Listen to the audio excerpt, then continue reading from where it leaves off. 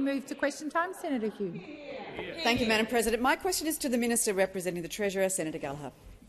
Under Labor, Australia's core inflation is higher than comparable economies, including the US, the UK, Canada, Japan, the euro area, Sweden, Norway, Switzerland and New Zealand. And our economic growth is lower than comparable nations like the US and the UK, with some comparable nations already starting their interest rate easing cycles. Minister, why is it that after 3 Albanese Labor budgets, Australians are saddled with an entrenched per capita recession, negative productivity, sticky inflation and interest rates staying higher for longer? Thank you, Senator Hume. Minister Gallagher. Thank you very much, and I thank Senator Hume for the question. And I think those opposite, all of them need to go and see a doctor, because I think they have the worst case of corporate and political amnesia that I have ever seen. Order. Order.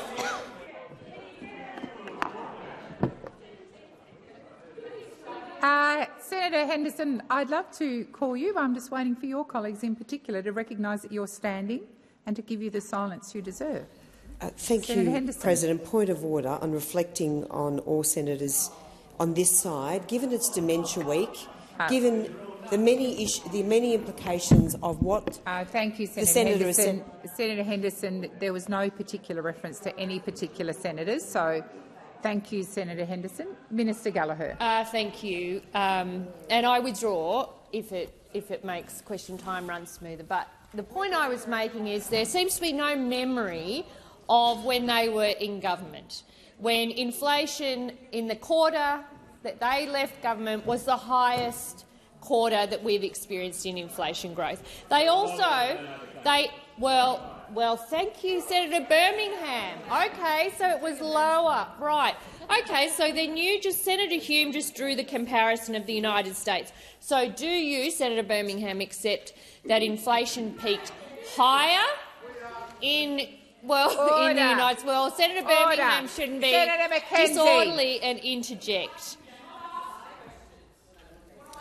Well, I think the point that Senator Birmingham made well for me is when you use international comparisons to make a political point, as you've just done, it is important to understand the facts, which is that inflation peaked higher in the United States, and inflation peaked later here and lower here. And that is a good thing, that it peaked lower here, because, of course, when you've got inflation, it hits households, and that's the point. And interest rates were higher in the US than they ever reached here, or they're currently at 4.3%. They were over 5% in the United States. So inflation higher and interest rates higher. So when you draw the international comparison, let's actually be upfront and honest. We have a lot going for us in this economy. We have inflation moderating. We have wages growing. Thank you, we Minister. have a strong labour market. Has expired. Senator Hume. Thank you, Madam President. First supplementary. Madam President, ABS data shows that since the election of the Albanese Labor government, real disposable income in Australia has gone backwards by 8.7%. That's a worse outcome than comparable countries. Given your repeated justification that interest rates peaked later and lower in Australia, why is it that the disposable income of Australian households has been hit harder than in comparable countries? Order. Order. Senator McKenzie and Senator Watt. Both of you are very fortunate to have voices which project across the chamber. Question time is not the time to exercise your voices. I'm asking you to listen in respectful silence. Minister Gallagher. Thank you, President. I thank Senator Hume for the question. And we've made no secret that we accept households have been doing it tough with the inflation challenge. That is true for households not just in Australia but around the world, as the world deals with the post-COVID inflation challenge that every country has seen. And that is why, Senator Birmingham, we have introduced all of that cost of living support that we could responsibly do without adding to the inflation challenge to help households. So we accept that households are doing tough, which is why cheaper medicines, better access to Medicare, investments in housing, investments in rent relief, investments in energy bill relief, all of that matters. And that's why we're confused about why you come in here and complain about it, but when you look at your voting record, it actually shows you voted against it. Our focus is on relief for households and making sure this inflation challenge continues to moderate. The time for answering has expired. Senator Hume, second supplementary. Thank you, Madam President. Minister, will Australian households see their disposable income recover at all this financial year, or will Australians ultimately have endured 3, potentially 4 Labor budgets only to see their household income go backwards while government spending keeps surging? Thank you, Senator Hume. Minister Gallagher. Well, households are getting a lot more support than they would have under your economic plan. Our economic plan is about not adding to the inflation challenge, helping households through this, creating jobs, getting wages moving again. Your economic plan is to cut $315 billion from Commonwealth spending at a time when our economy is hardly growing. That is your economic plan. Our economic plan is working. We've got jobs growth. We've got growth in the economy. We've got wages moving again. We've got cost of living relief flowing through to households, and we're putting down the foundations of growth through our Future Made in Australia plan, which, again, you oppose. So every step that we are putting in place to make sure our economy has the right support for the future is opposed by those opposite. Senator Green. Thank you, President. My question is to the Minister representing the Prime Minister, Senator Wong. Minister, making housing more affordable matters to young Australians, as well as those under pressure from the cost of living. Can the Minister explain how delays to the Albanese Labor government's housing reforms, engineered by Mr Peter Dutton and Mr Bant, will impact the cost of living, particularly for renters and those trying to buy a home of their own? Thank you, Senator Green. Minister Wong. Thank you, President, and thanks to Senator Green for her question, and thank you for your 2-minute statement which went through some recent announcement about more housing in your home state of Queensland, in Cairns. Our government's priority is helping all Australians with the cost of living. We've delivered tax cuts for every taxpayer and energy bill relief. And we're delivering cheaper medicines, cheaper groceries, cheaper childcare, fee-free TAFE, HECS relief and more homes, because that is what makes a difference to Australians' cost of living. And this week we've tried to deliver even more homes for 40,000 low and middle income Australians. Labor's Help to Buy plan is action that helps Australians who've worked hard and saved but still can't afford a deposit. But what do these Australians hear from Mr Dutton and the Liberals? Well, it's the same as always. No. No, no, no. Liberals don't want to help Australians with the cost of living. They think that if they make the problem worse, it'll be better for them politically. It'll be better for them politically, which is why they've tried to block every cost of living measure we've introduced, then come in here and complain about cost of living. They've offered no help, no plans for people struggling, just more negativity, and then they cuddle up to the Greens to help push urgent housing reforms down the track. Now, remember, President, these delays were deliberately engineered by Mr Bant's Greens party and Mr Dutton's Liberal party. They were deliberately engineered because they don't care that it means Australians on low and middle incomes now have to wait longer to buy a house. It doesn't affect them, so it doesn't matter to them. Mr Dutton and the Liberals created the housing crisis. The Albanese government is trying to fix it, and the Liberals and the Greens are deliberately getting in the way. Thank you, Minister. Senator McKenzie, can you stop deliberately shouting across the chamber? If you can't listen in Senator McKenzie, if you can't listen in silence, I invite you to leave the chamber. Senator Green. Minister, the Community Housing Industry Association has welcomed the Albanese Labor government's first round of funding for social and affordable housing under the Housing Australia Future Fund. Chia CEO Wendy Hayhurst said, "It's heartening to see the Commonwealth taking decisive action to address Australia's housing crisis." And today, the Prime Minister announced even more social and affordable housing in far north Queensland. Can the Minister detail that announcement and explain the Albanese Labor government's plans to further boost social and affordable housing? Time for answering has expired. Minister Wong. Thank you, Senator Green. And it says a lot about when those who work at the coalface of homelessness and domestic violence services support Labor's housing plans, but the Liberal Party and the Greens political party do not. Those on the front lines know that the problems that the Liberal government created over 9 years can't be fixed overnight. And as Ms Hayhurst has said, when you're tackling a housing crisis that has been decades in the making, the key is to show long-term commitment. Long-term commitment and to steadily make inroads, and that is what our government is doing.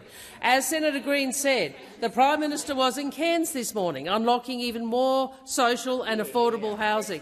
This is Queensland's biggest ever social and affordable housing project with 490 homes. The biggest ever social and affordable housing project with 490 homes. So they don't like it. They don't like more social and affordable housing in this country, including Thank you, Minister. in the time Cairns. for answering has expired. Senator Green, second supplementary. Minister, a report authored by top economist Sal Eastlake has found that using superannuation for a housing deposit would make homes more expensive, hinder the home ownership of young Australians, reduce retirement incomes and lead to significant long-term costs to the federal budget. Can the minister explain while the Albanese Labor government's housing reforms will help young Australians now and in the long run? Thank you, Senator Green. Minister Wong. Order across the chamber. Order. Senator Watt. Minister Wong. Thank you. Thank you, Senator Green, for your question. And can I say this? The Albanese government's housing reforms will help young Australians now and in the future, because we want to help 40,000 low and middle-income Australians yesterday. Mr Dutton's only plan is to let young people raid their super to get into the market, which will only drive up house prices and leave young Australians worse off by the time they retire. According to Mr Eastlake, if super for housing was introduced, it would be one of the worst public policy decisions in 6 decades. It would do little for the people who are most in need of assistance and will do most for those who need it least. Super for housing, listen to this, would just make the affordability crisis worse. Super for housing would just make Minister Wong, please use your... Senator Davey, to cup your hands and yell across the chamber is incredibly disrespectful. I've asked you to listen in silence. That is what I expect. Minister Wong. Your policy would just make the affordability crisis worse. It would make it worse, but you don't Thank you, Minister. care. The time for you don't answering care, has expired. Senator Green. Oh no, I think we're done. Beg your pardon. Sorry, Senator Duniam. President, thank you very much. My question is to the Minister representing the Minister for the Environment, Senator McAllister. Last week in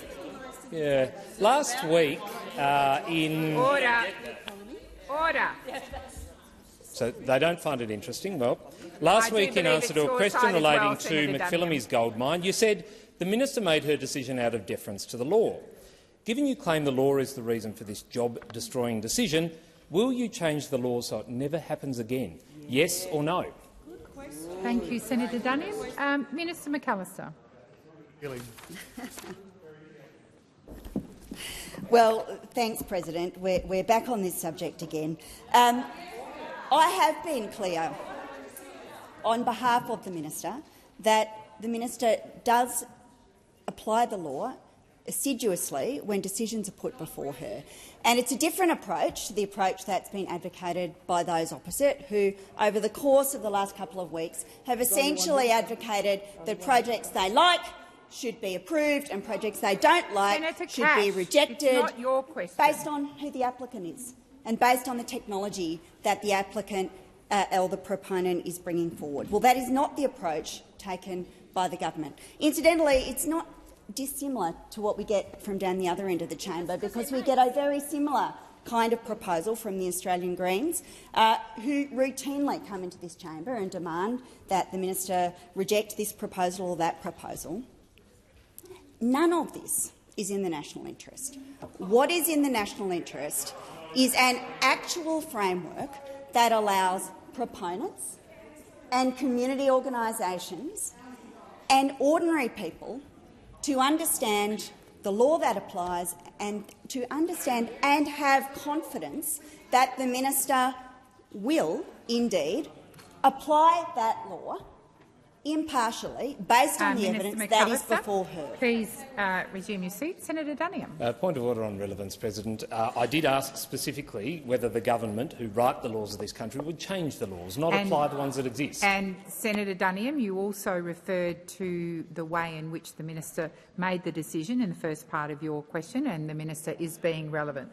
Minister McAllister, please continue. Thanks, President. Well, the senator asks about law reform, and I had understood that there was a consensus across this chamber that law reform in relation to cultural heritage was required. After the Juukan Gorge disaster, all parties, including the Liberal Party, as I understood, undertook to reform these laws. Indeed, Ms Lee was one of the people who made numerous public comments about this. This law reform process is underway, and the reform processes for these laws and others in this area are ones we would hope you would support. Senator Duniam, first supplementary. Thank you, President. I refer the minister to an answer she gave in November of 2023 relating to the salmon industry being under threat by this government because, as the minister said, this review into that industry was required by law. Given this review could destroy 5,000 jobs and that entire industry, will you commit to changing these laws so it never happens again? Yes or no? Thank you, Senator Duniam. Minister McAllister. Thank you very much, President. Well, I think as senators in this chamber understand, the minister has been required by law to undertake a reconsideration of the arrangements for salmon farming in Macquarie Harbour.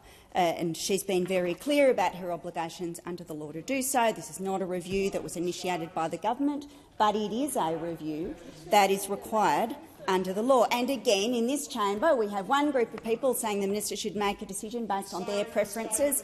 On this side of the chamber, we have another group of senators asserting that the minister should make decisions based on their preferences. Well, again, the minister will apply the law. It happens that a review of the EPBC Act and the framework around it is underway. There is legislation before this chamber that you could commit to vote for, but thus far you have not done so. And I invite you to actually stump up and vote for the legislation. Answering has expired. Senator Duniam, second supplement. Thank you. No commitment to workers anywhere. Given the minister has now said twice that the law is the law and refused to change the laws in a way that ensures we end uncertainty for investors, the community and workers, how can Australians anywhere have any faith this Labor government will ever put regional jobs ahead of Green votes in Sydney and Melbourne? Thank you, Senator. Waiting for silence. Minister, Senator Whish-Wilson, I've just called for silence. That applies to you. Minister McAllister. Well, thanks very much, President, and I am certainly very pleased to be invited to speak about this government's commitment to regional jobs and regional investment, because I would point the opposition to the many initiatives that our government is supporting to actually see a rejuvenation of our industrial base, to see a rejuvenation of our regions, to diversify our economy.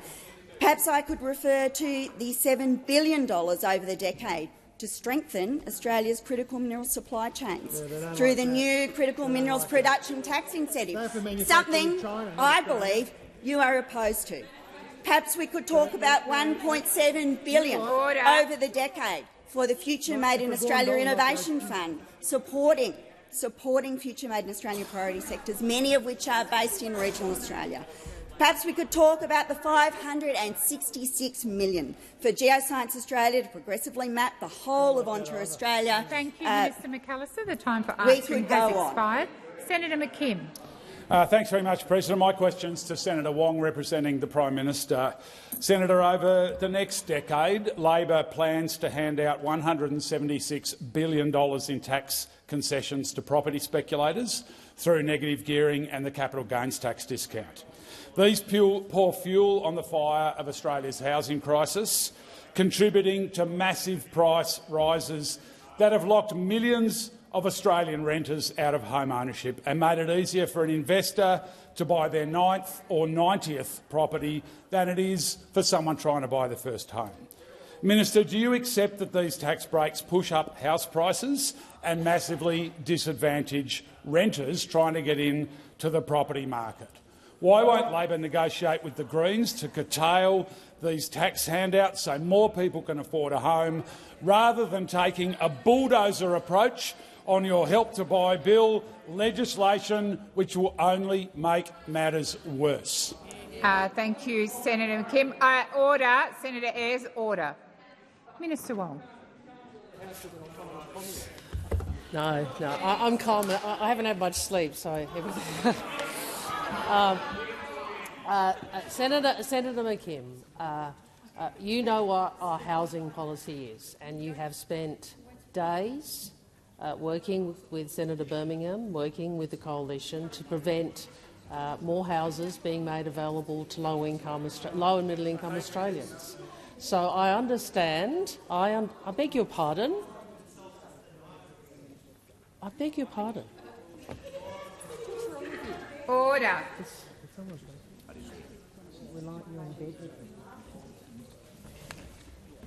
President.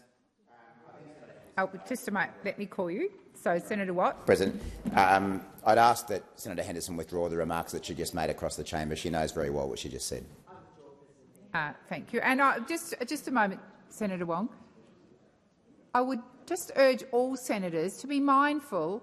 One, it's your responsibility to control your behaviour in this place. It is your responsibility to control what you say and what you don't say. I'm asking you to be mindful of that. We should not have to be seeking withdrawals for comments that are unparliamentary. Minister Wong, please continue. Thank you. What I was saying, Senator McKim, you and your party have spent days in this place ensuring that we could not even bring the legislation to a vote. And you know why you didn't want it to come to a vote? Because you were embarrassed. You were embarrassed. Order. You are embarrassed.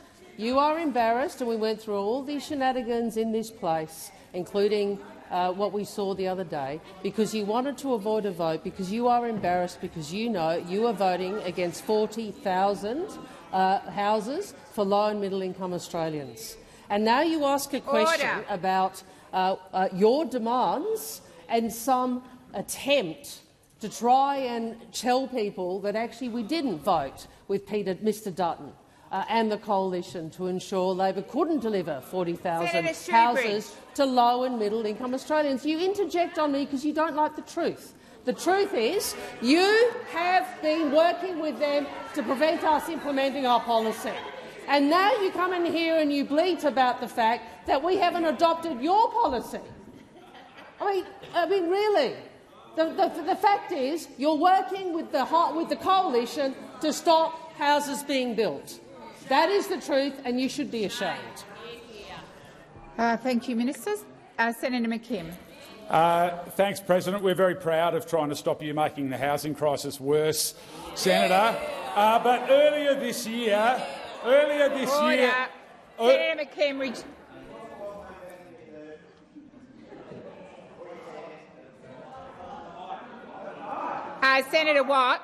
Senator Watt, you may not have noticed, but I've actually been waiting for you to stop. Senator McKim, please continue. Thank you. Minister, you were happy to revise your stage 3 tax cuts because circumstances had changed. The housing crisis has got massively worse since Labor came to power. Why won't you negotiate with the Greens to help fix this massive societal calamity? Thank you, Senator McKim. Minister Wong. Thank you. Well, I'll take what Senator McKim said about being proud. Are you proud of delaying the more houses for low and middle income Australians? Are you proud of voting with Mr Dutton and the coalition, who only want those who have, only some people to have the benefit of home ownership? Are you proud of the spokesperson for the Greens, who is against 3,000 social and affordable housings in his electorate? Are you proud of that? Are you proud of that? Are you proud of all the ways in which the Greens come in here after having opposed social housing, affordable housing in their own electorates, and then come in here and vote with Peter Dutton to prevent us delivering more social and affordable housing? Are you proud of all that, Senator McKim? Thank you, Minister. Senator McKim, second supplementary. Yeah, we're very proud of Mr Chandler Mather running rings around the Prime Minister, I'll tell you that.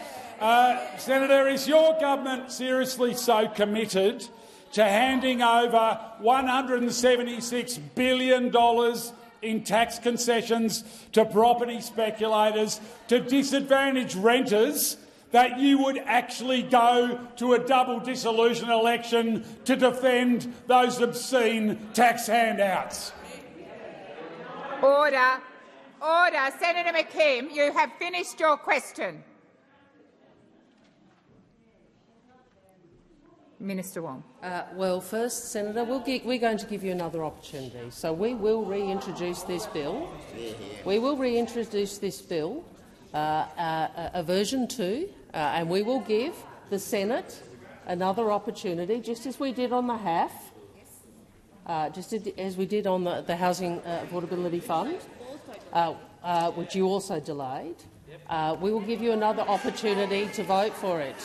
But what I would say to you is your interjection about Mr Chandler Mather, it really shows what you're all about, isn't it? It's all about the politics. It's all about the politics. It's all about his profile. It's all about him building his brand. We're about building houses. You're about building your brand. We're about building houses.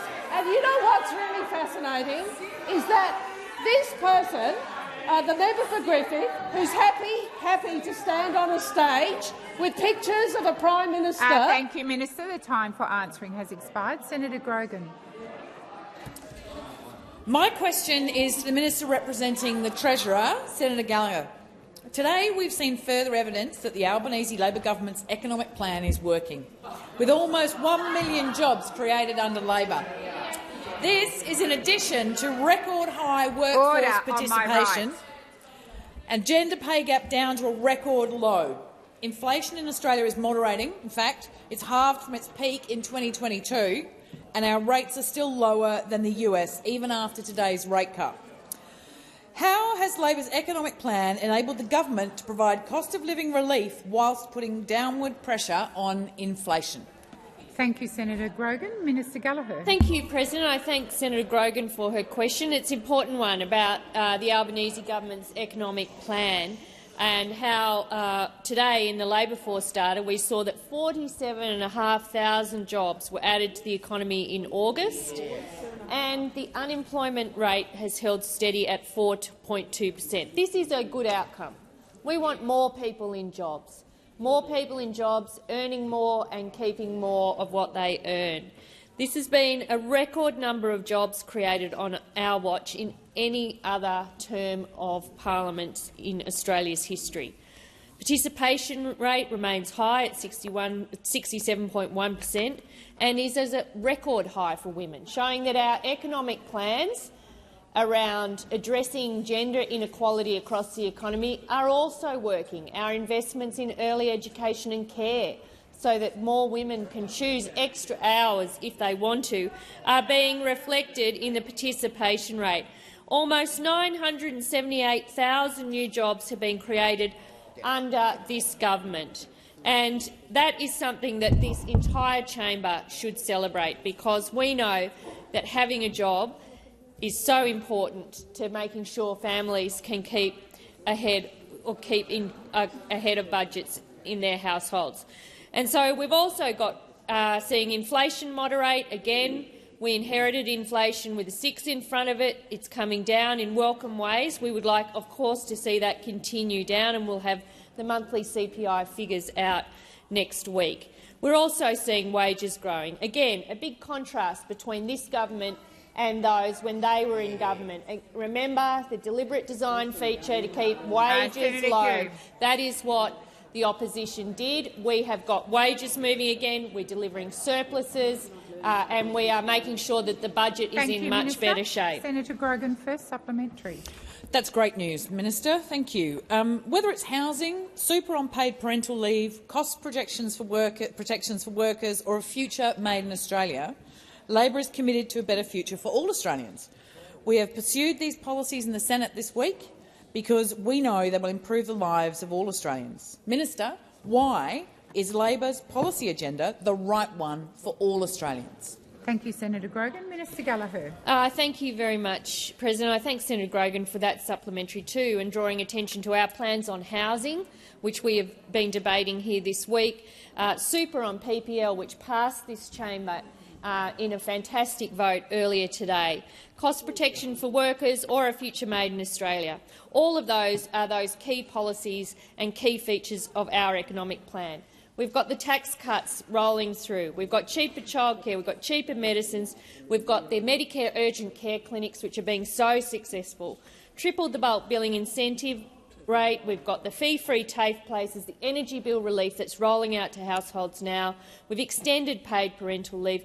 And importantly, for those who live on payments, we have managed to find room to increase support for job seekers and single parents, because we know that people on payments do it tough as well. This is part of our carefully calibrated economic plan, and it is working in the interests of all Australians. Thank you, Minister. Senator Grogan, second supplementary. Thank you. This week in the Senate, the Albanese Labor government has been pushing back against the blockers. We want Australians to be homeowners. We want Australians to get super paid on their parental leave. And we want to further improve the rights of Australian workers. And we want a future made in Australia. What are the roadblocks that the government is facing in delivering our policy agenda?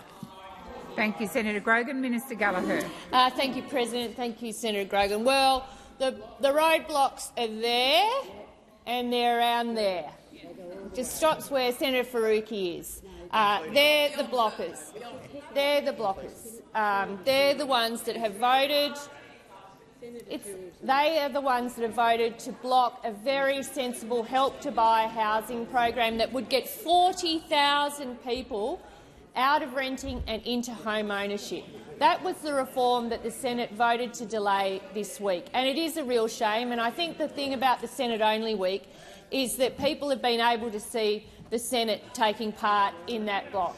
They've been seeing the very unhealthy alliance, the legislative hugging that's been going on from the Greens, the National Party and the Liberal Party to block a sensible housing policy.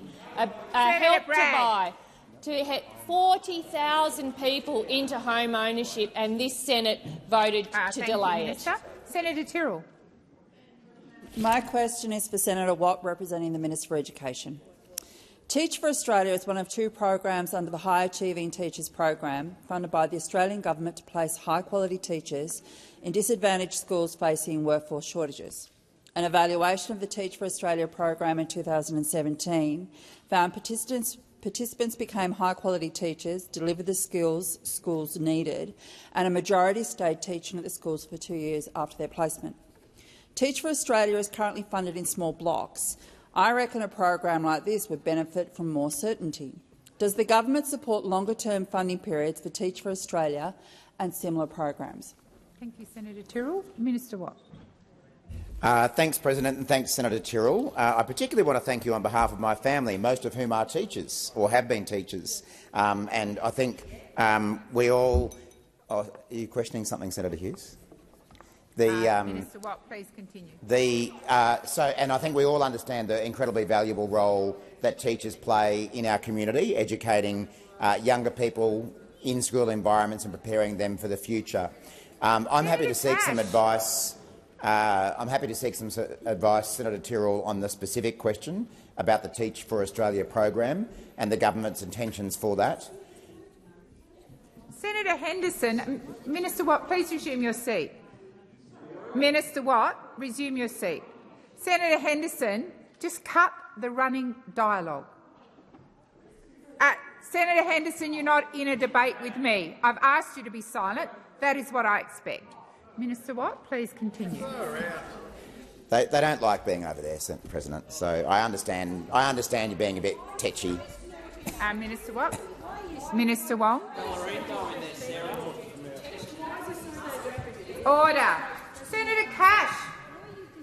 I have a minister on her feet. Well, Minister point of Wong. order. Senator Henderson, who has been unable to stop interjecting for most of question time, you asked her not to. The minister stood and she immediately started again. Immediately. And I really would ask her, could we at least have a few seconds between interjections? Thank you. Minister Wong. Senator Henderson. On the point of order, and in my defence, Senator Watt actually interjected in the last interjection. Senator Henderson, please resume your seat. Senator Henderson, that is not a point of order. I do remind senators, as you are all well aware, if you make an interjection, the minister is well within his or her rights to respond to it. If you don't want to be called out, keep silent. Minister Watt, please continue. Thank you, President. So, as I was saying, Senator Tyrrell, I'll seek some further information for you from Minister Clare about the specific program you're referring to, but I might just quickly take the opportunity to give you some further information about the work the government is doing in relation to the teacher workforce generally. We do acknowledge there is a teacher shortage in Australia, and it is 10 years in the making. Too few people have been becoming teachers, and too many have been leaving. In December 2022, Education Ministers agreed to the National Teacher Workforce Action Plan, which sets out a clear pathway to address teacher workforce shortages. And for the first time, the Commonwealth, state and territory governments are working together to tackle this issue. A novel concept, I understand, for people opposite, working together with state and territory governments.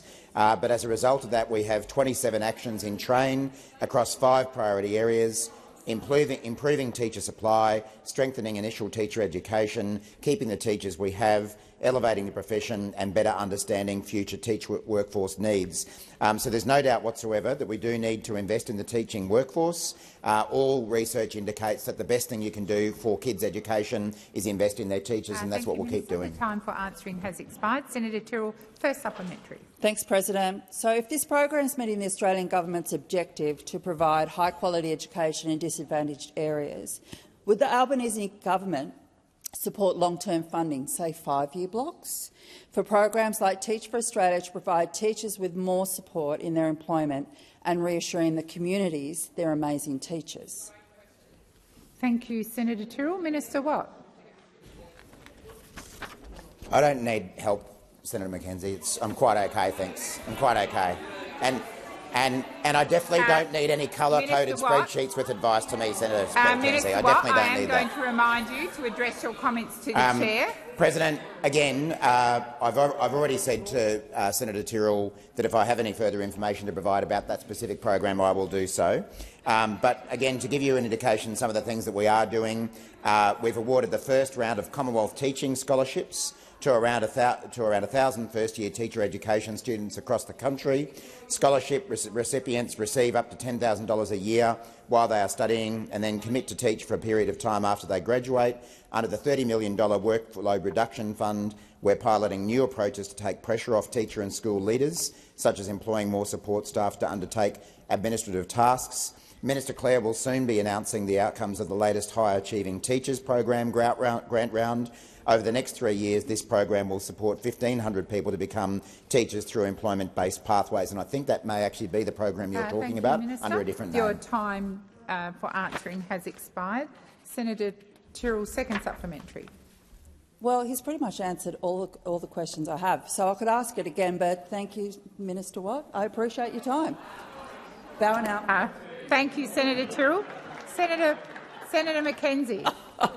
Okay, thank you. My question is to the Minister representing the Minister for Regional Development, Senator McCarthy. Many small businesses in regional Australia have been shocked at the impact of Labor's industrial relations agenda, especially measures like multi-employer bargaining and right to disconnect laws that were never revealed by the Labor Party prior to the election. At the National Press Club yesterday, Minister Watt was asked by David Crowe if Labor will put your IR agenda to voters or will there be some surprises after the election. In response, the minister said, well, I think governments always take items to an agenda and then deliver extra things after they're elected. Ooh. To reassure small businesses in regional Australia, will the minister rule out surprise and unwelcome Labor industrial relations reform after the election, or should they brace for more unwelcome surprises from Labor? Minister Wong. Order. Point of order. I mean, the question, I know it does have regions in the question, but it clearly, in policy terms, relates to the bloke sitting next to her. Now, I know you're scared of asking him a question, but he is available. Senator Birmingham. President, on the point of order, and indeed I took a similar point of order on the 12th of September when government senators had asked then Minister Watt, who was acting as the minister representing the Minister for Regional Development, specific questions about tax cuts and energy relief, matters not at all relevant to his portfolio, but the questions were framed in their impact on regional Australians and regional development. This question was very clearly framed in relation to regional Australia and regional development, and I invite you to uphold your words that you said on the 12th of December, that you can advise the chamber that, as the repping Minister for Regional Development, it can be answered in that capacity as the questions were asked. Thank you very much, Senator Birmingham. I'm very pleased that you take an avid interest in the rulings I make from the chair. I will seek the advice of the clerk.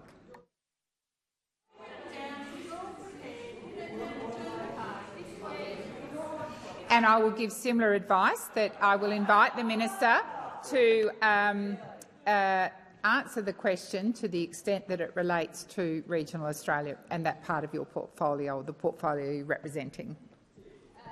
Thank you, President. And certainly I listened to Senator Watt at the Press Club yesterday, and it was a fantastic Press Club delivery by Senator Watt on all the things that we're doing here in the Albanese government right across Australia, in particular in regional Australia. And we know that millions of small businesses are the engine room of our nation's economy, and I would gladly invite Senator Watt to be able to tell you all about the small businesses in our economy.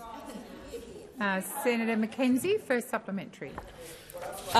Thank you, Minister, for not answering the question about surprise announcements for regional Australians.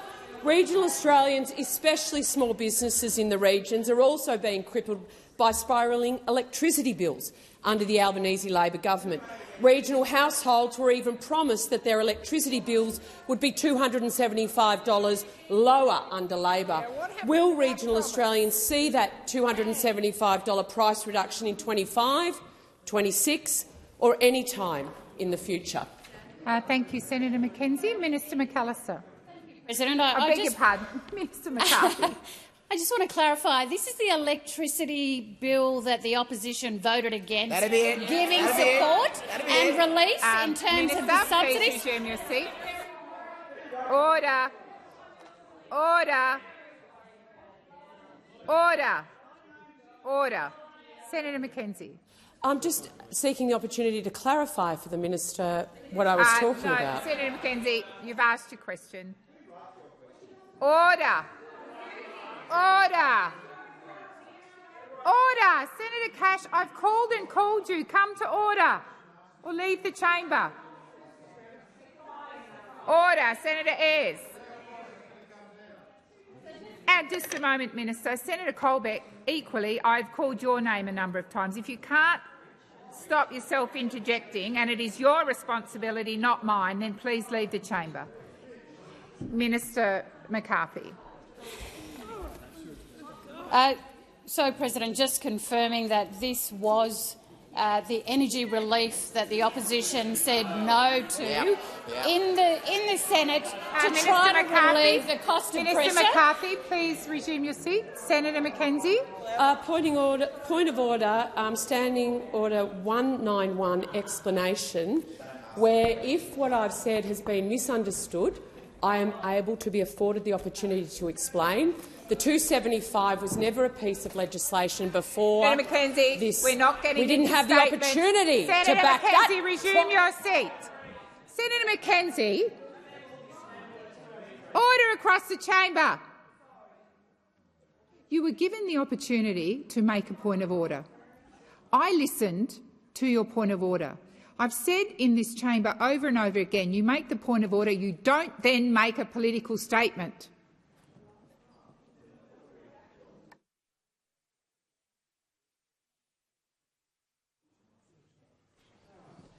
I think we're very clear, Senator McKenzie, that the minister is using it as a rhetorical device, but I will continue to listen carefully to her answer. Minister McCarthy. Yes, thank you, President, and thank you, Senator, for the question. I mean, there is nothing, President, that the opposition won't seek to politicise. When they left office, the average wholesale energy price was 286 megawatts per hour, and just like we inherited a 6.1% inflation rate, the coalition will not take responsibility for the messes that they left. Now we hear them. Now we hear them. Even though they voted against the opportunity for Australians to have cheaper energy across Australia, they voted against cheaper bills, and that is all they have to say. Senator McKenzie? Oh. When you finish, Senator Hughes. Senator McKenzie. Regional Australians are being smashed by high inflation, high electricity bills, productivity-crushing industrial relations reforms and the growing rejection of major job-creating developments, including mines in regional Australia. Just how many regional Australians are losing their businesses or homes because of Labor's woeful economic management, Minister? Thank you, Senator McKenzie. Minister McCarthy. Thank you, President. Well, I stood in the Senate here yesterday and spoke about the $4 billion that is going into regional and remote areas of the Northern Territory, 270 houses per year. Senator McKenzie. 1,200 over. Minister, please resume your seat. Minister Wong. Well, Senator McKenzie, manage to just be quiet for a bit. The running dialogue at full voice is incredibly disrespectful to me in particular, as I have called you to order over and over and over again. Minister McCarthy, please continue. Thank you, President. So our focus is on regional and remote Australia, as it is for all Australians, in the cities as well. Our government is for all Australians, including remote and regional Australia. Thank you. Senator Rennick. My question is to the Minister representing the Treasurer, Senator Gallagher. ATO figures show that the median superannuation balance for males aged 60 to 64 is $211,000 and for women $158,000, below the pension asset threshold of $314,000. This means over 50% of people about to retire will still receive a full pension, the same percentage of retirees when superannuation began in 1992. Superannuation tax concessions cost the budget $50 billion a year plus $30 billion in fees. Yet most of these concessions and fees go to the upper 30% of income earners. The pension funds 70% of retirees at a cost of $54 billion. Why does the Albanese Labor government believe that superannuation can provide a good retirement for low-income earners when it clearly isn't achieving that goal? Thank you, Senator Rennick. Minister Gallagher. Thank you, President. I thank Senator Rennick for the question. I hadn't expected that question from you, Senator Rennick, but we are strong supporters of superannuation, but at the same time we recognise that for the aged pension is an important social safety net, and that at times people will rely completely on the aged pension, or they will have a mix of aged pension with some superannuation in their retirement years. And as the superannuation system matures, we expect more people will benefit from higher incomes in retirement through the superannuation system. But we also acknowledge that the age pension is there as that social safety net. Obviously, we are big supporters of super, and increasing the superannuation threshold is part of that. But we have some legislation in this chamber now to I guess, decrease some of the concessionality for high balance super accounts, still highly concessional in the taxation system, but less concessional. And we would like that legislation progressed in the first instance. But we certainly strongly support the superannuation system. The concessions that are around it for a reason, and we accept also that the aged pension will be an important social safety net for those on low incomes, even if they supplement it somewhat with their superannuation balance. Senator Rennick, first supplementary. On average, men will retire with approximately 35% more superannuation than women, as many women choose to stay home for some of their career to raise their children. Wouldn't it make more sense to reduce superannuation tax concessions and instead lift the pension and cut tax on low-income earners so that they and stay-at-home parents can live a better life in retirement? Thank you, Senator Rennick. Minister Gallagher. Thank you, Senator Rennick, and I thank you for the question on women and super, and it is really important, and I'm happy to have further discussions with you about what we can do to make it a fairer and better system for women. Obviously, the passage of the paid parental leave or super on PPL bill that passed this place this morning is an important step, as is increasing wages in those highly feminised industries like aged care and early education and care, and for workers on the minimum wage, because those wage increases will actually flow through and contribute to higher superannuation balances as well. But I am open to further discussions. Indeed, I met this morning with Hester, whose membership is 80% women, about improvements that can be made for women's superannuation. Because you're right, women on average retire with 25% less super. Women who are older are more economically vulnerable, and we are looking at ways to strengthen that. Thank you, Minister. Senator Rennick, second supplementary. Capitalism only occurs when people manage their own capital. This excludes politicians, corporate executives and superannuation funds who manage other people's money. However, politicians and corporate boards are at least elected by taxpayers and shareholders. Do the boards of superannuation funds have to be elected by their members? If not, why not? Shouldn't members get a say in who manages their money? Thank you, Senator Rennick. Minister Gallagher. Thank you. Well, the superannuation legislation is clear around the governance arrangements for superannuation funds, and they are accountable to their members, and they must act in the best interest of their members. I mean, that is a requirement of the legislation. So there are very tight laws and governance arrangements through APRA that are there precisely for that reason. I mean, members of superannuation funds are not often the most engaged members with what's happening with their accounts. We would like to see more engagement, of course, with people's superannuation arrangements, but the reality is, certainly for large periods of people's careers, they're not, and therefore the laws and regulations and oversight of that industry is really important. And I think the balance between APRA, the superannuation legislation and all of the other accountability mechanisms ensure the best interests of members are paramount. Thank you, Minister. Senator Thorpe. President, my question is for the Minister for Indigenous Australians, Minister McCarthy. Minister, you've stated that one of your priorities is to stop politicians using First Peoples as a political football. Your government said it is committed to truth-telling.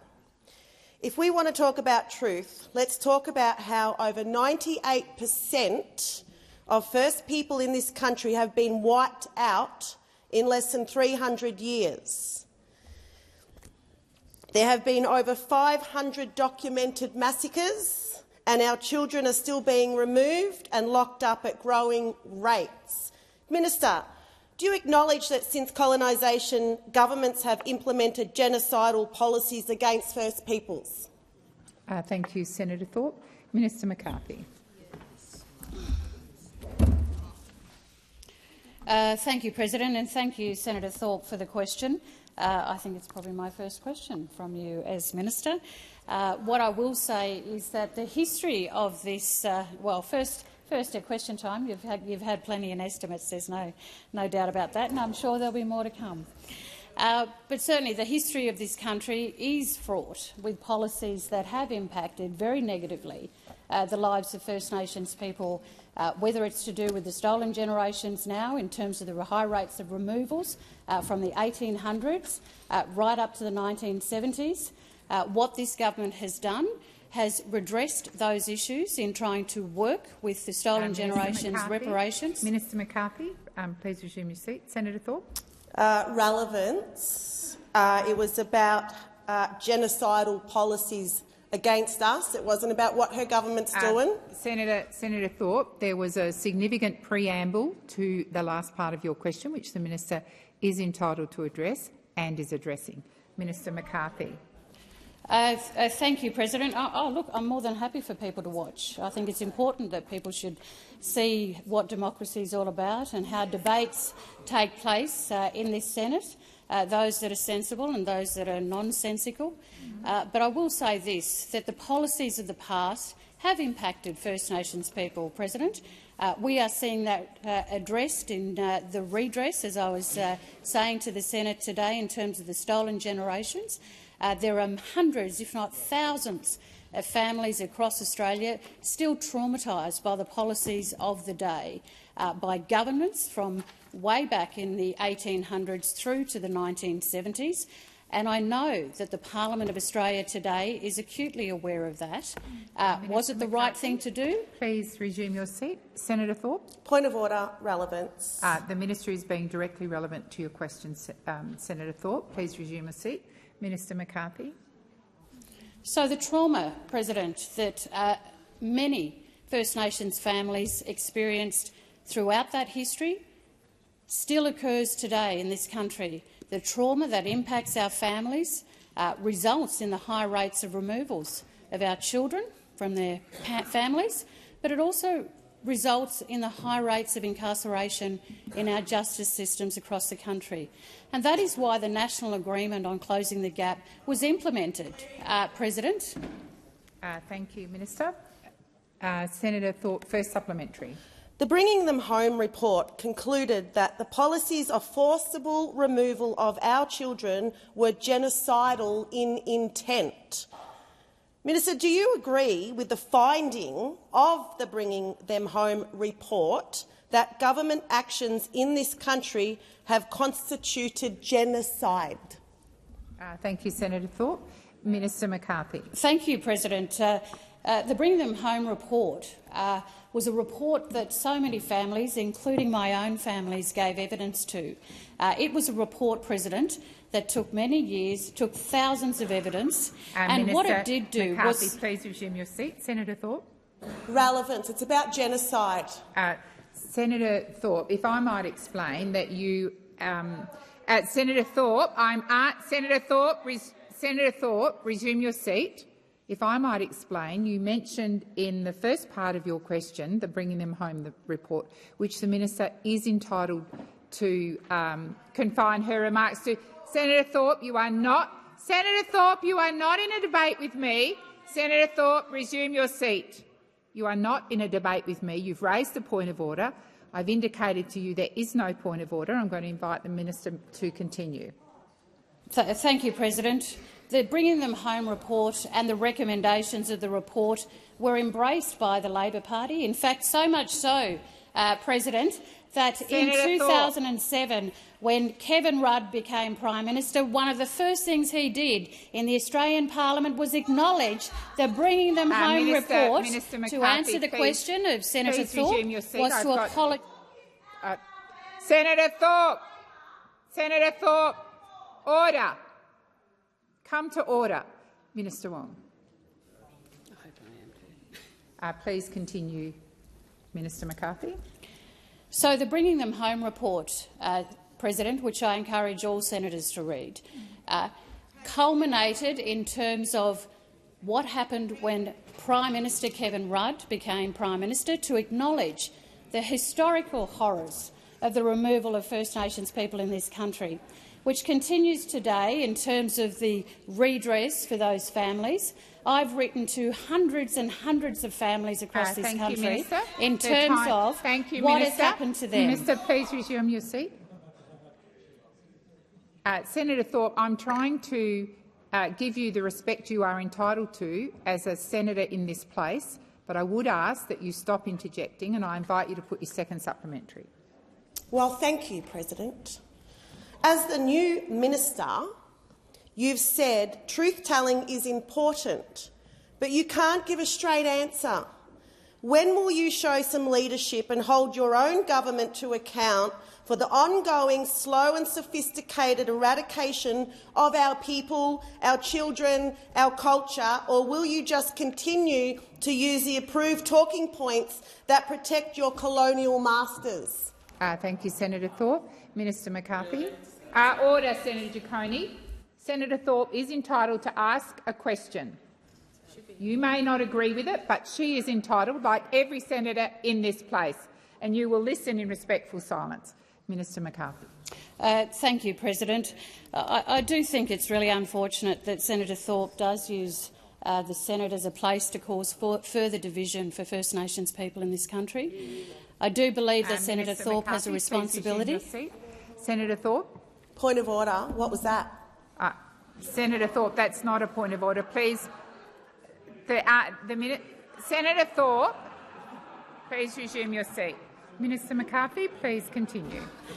And, President, I will always use the Senate as an opportunity to bring about greater unity in this country and greater understanding, no matter how appalling our history has been in terms of the high rates of removal, which I ask the senators opposite to show some respect about the high rates of removal of First Nations children in this country. Minister McCarthy, I have Senator Thorpe on her feet. Senator Thorpe.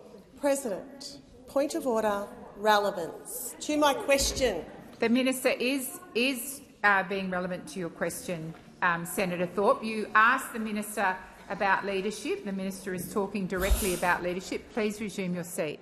Minister McCarthy. And thank you, President. I also thank those Indigenous leaders and families across the country, President, who are working, especially in Victoria, in terms of the push for treaty and the Europe Commission, and all of those who are working in terms of the high rates of removal of First Nations people, but also right across in the other states and jurisdictions. And I think it's important. We are doing the best that we can, and I do urge all senators, Senator Thorpe included, to remember that this is a place to use for the betterment of our country. Thank you. Minister Wong.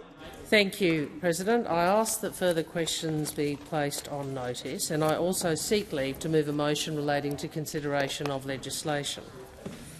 Can I have a copy? Is leave granted? Leave is not granted, Minister Wong. Pursuant to contingent notice, I move that so much of the standing orders be suspended as would prevent me moving a motion to provide for the consideration of a matter, namely a motion to allow a motion relating to consideration of legislation to be moved and determined immediately, and I move that the question be now put. So the question is that the motion is moved by the minister to put the question be agreed to. Those of that opinion say aye. Against? I believe the ayes have it. Division required. Ring the bells for 4 minutes.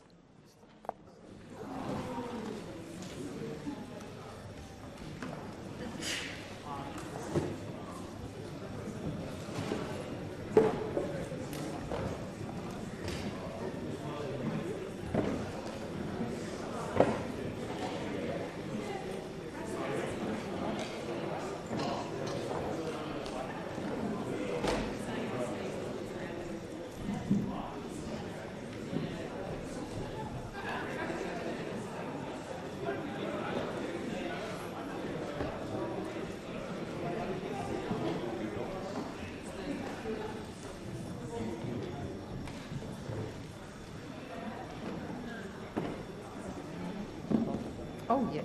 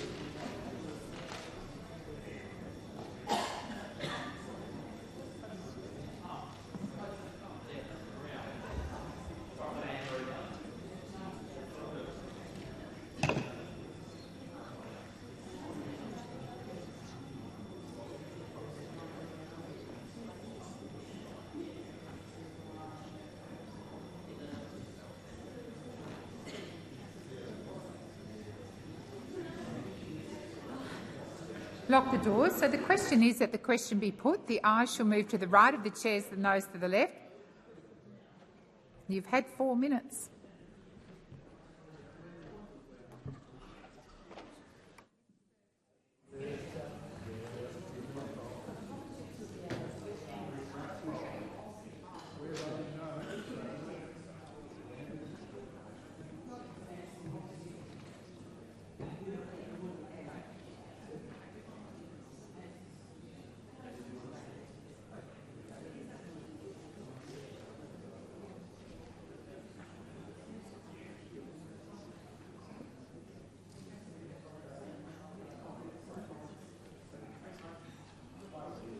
I appoint Senator Ciccone as teller for the ayes and Senator Kovacic as teller for the noes.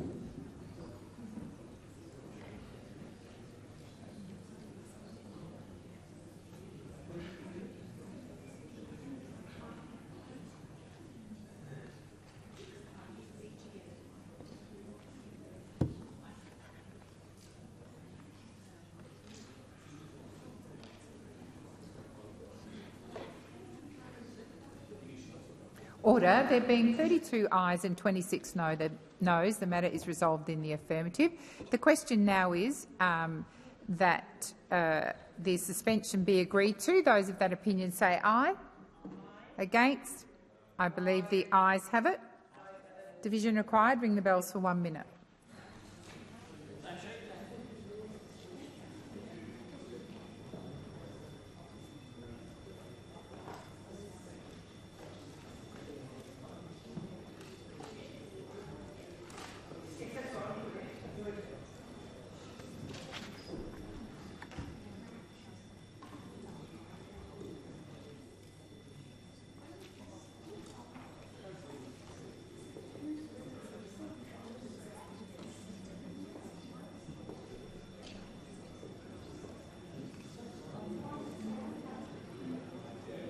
The usual way.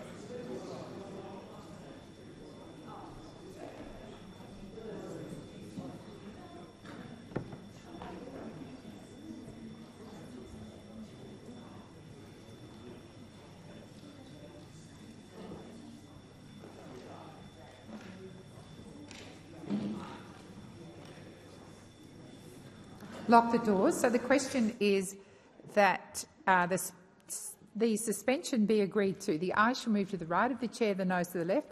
I appoint Senator Ciccone as teller for the ayes and Senator Kovacic as teller for the noes.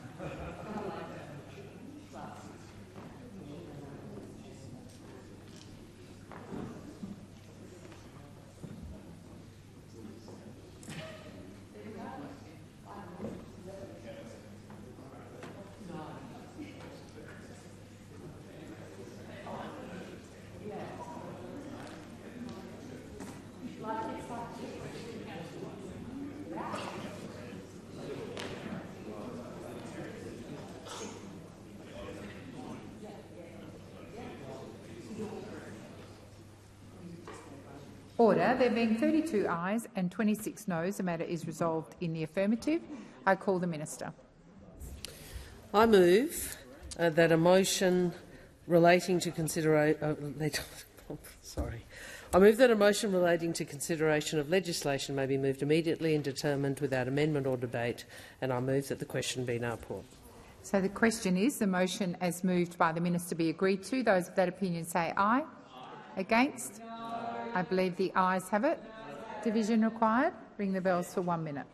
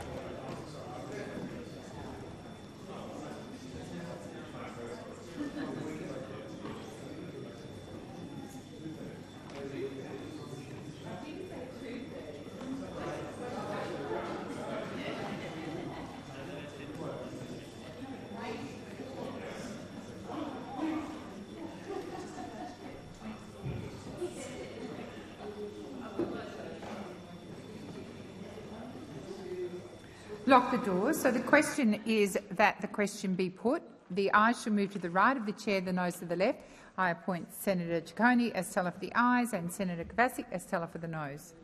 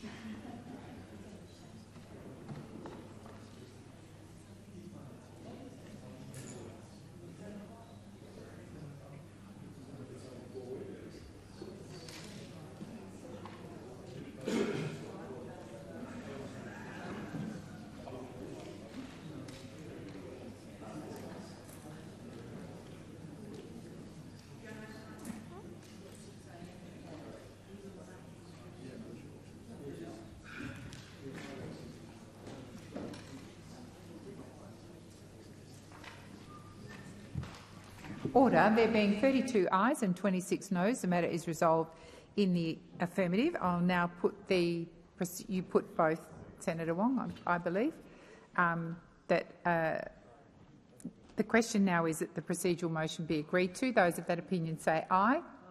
Against? No. I believe the ayes have it. Division required. Ring the bells for 1 minute.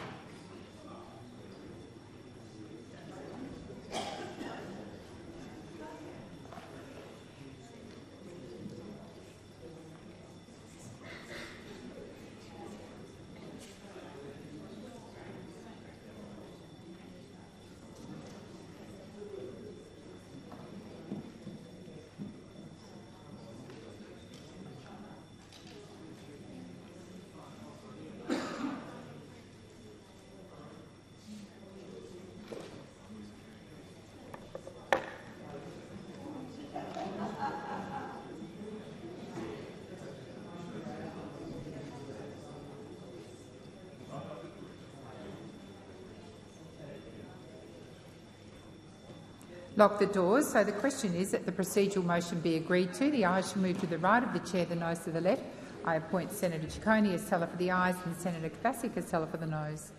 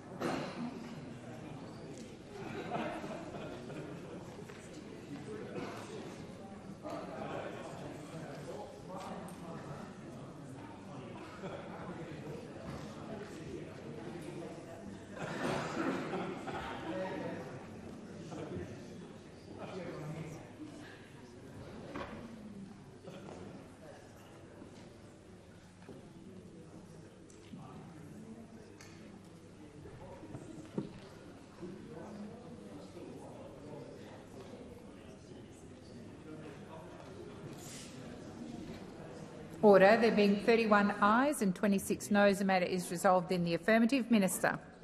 Chair, President, I move the motion as circulated. So the question is, the motion as moved by the minister be agreed to. Those of that opinion say aye. Against? I believe the ayes have it. Division required. Ring the bells for 1 minute.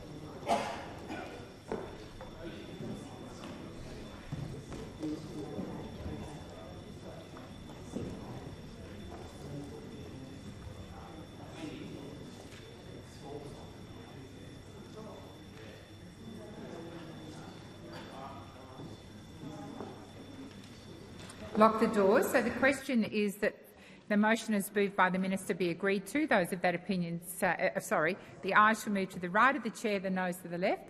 I appoint Senator Ciccone as teller for the ayes and Senator Kovacic as teller for the noes.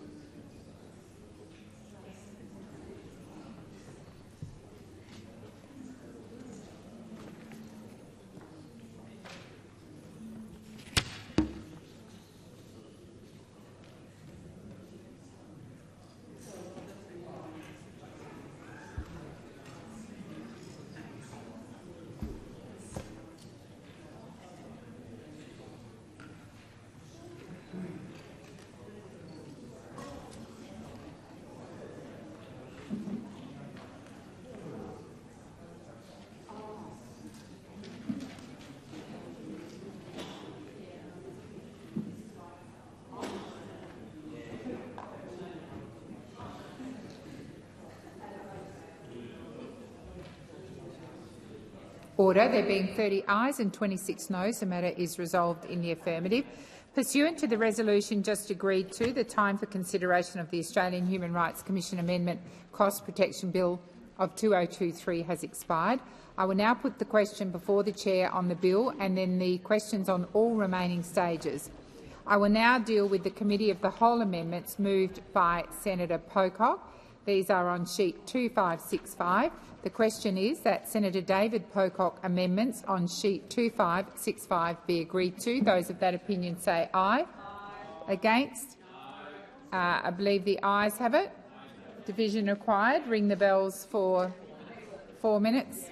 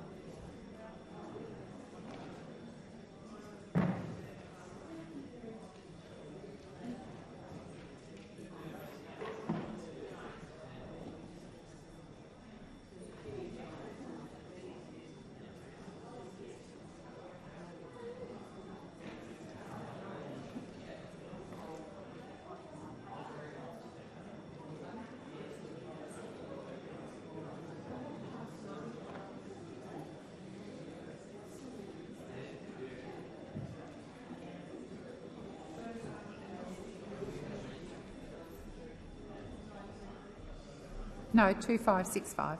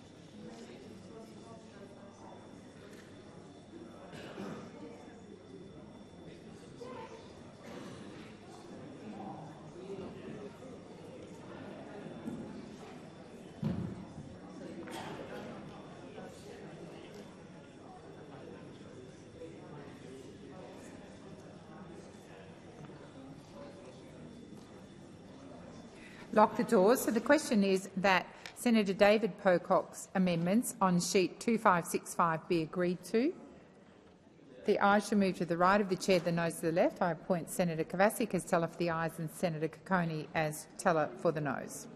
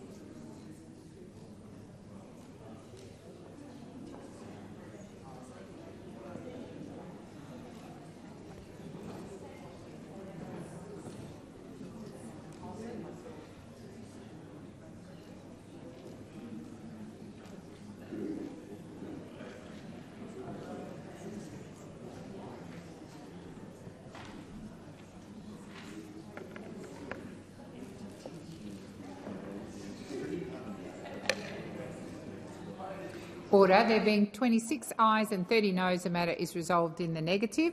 I'll now deal with the remaining amendment circulated by the opposition. The question is that the opposition amendment on sheet 2933 be agreed to. Those of that opinion say aye. Aye. Against? No. I believe the noes have it. Aye. Ring the division required. Ring the bells for 1 minute.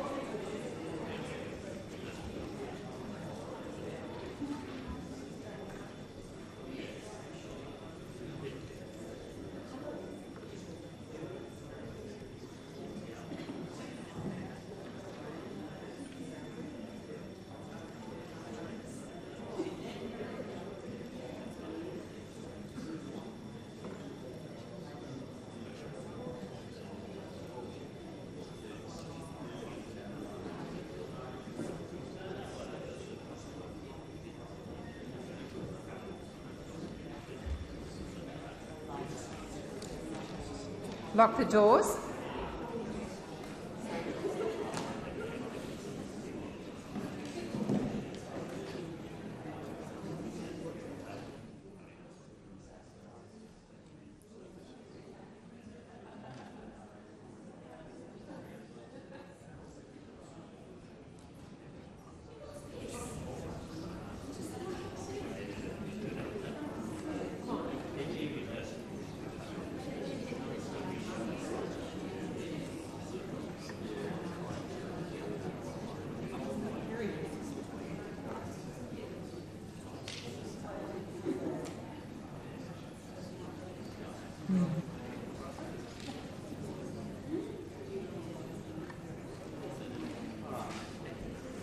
Question is that the opposition amendment on sheet 2933 be agreed to. The ayes shall pass to the right of the chair, the noes to the left. I appoint Senator Kavasic as teller for the ayes and Senator Giacone as teller for the noes.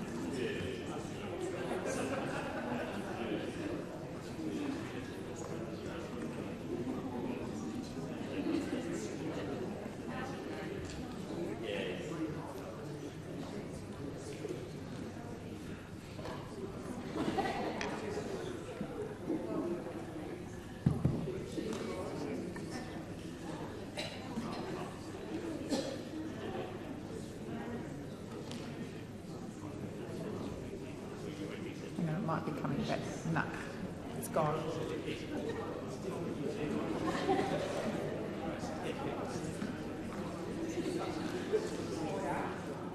In order, there being 27 ayes. Sorry.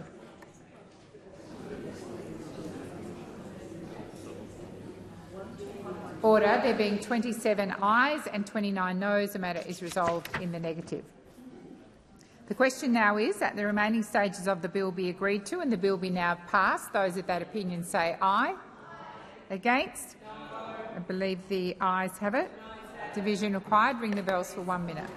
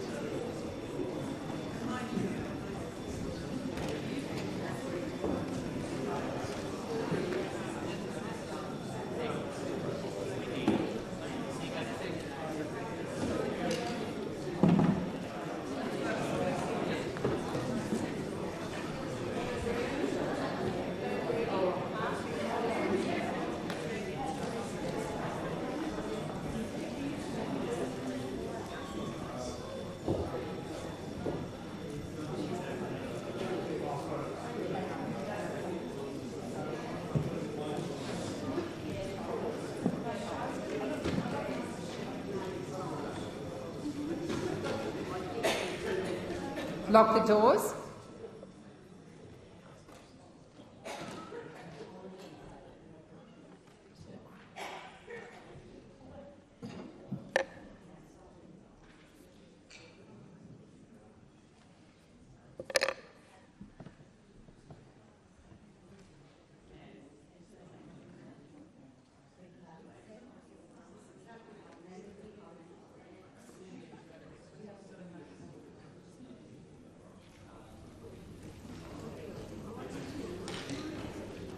The question now is that the remaining stages of the bill be agreed to and the bill be now passed. The ayes shall move to the right of the chair, the noes to the left. I appoint Senator Giacone as teller for the ayes and Senator Kovacic as teller for the noes.